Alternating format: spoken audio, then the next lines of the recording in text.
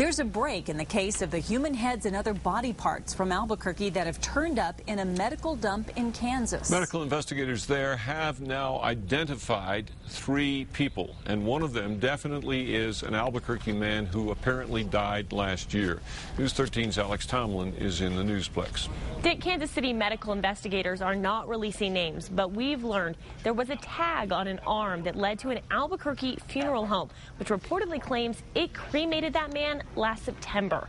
There are hundreds of pounds of human remains in shipping drums with labels that say they came from Albuquerque.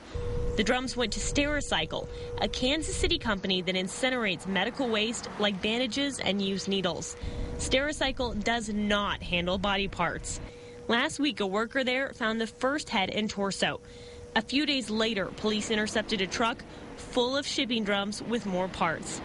These labels were on the drums containing 6 heads and other remains. The labels had the same number and address of an Albuquerque business called BioCare, which handles bodies donated for medical research.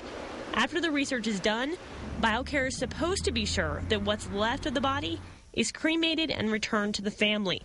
Kansas authorities say a man's arm in one of the drums had a tag with an Albuquerque funeral home's name on it.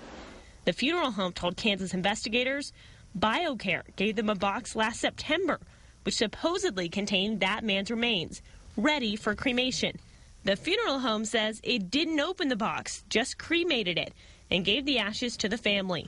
As the case expands, the medical investigator tells our Kansas City affiliate that he's trying to ID the heads first. One head has a distinct tattoo, which may lead to a quick identification. There's another twist in this story. Last night, a man claiming to be an Albuquerque police sergeant told us that BioCare had been investigated and cleared.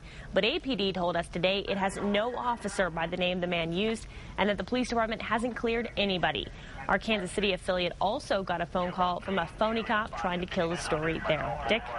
All right, Alex, medical investigators in Kansas are now seeking records from BioCare to help identify remains and figure out what's going on. The BioCare owner, a man named Paul Montano, is now not returning our phone calls.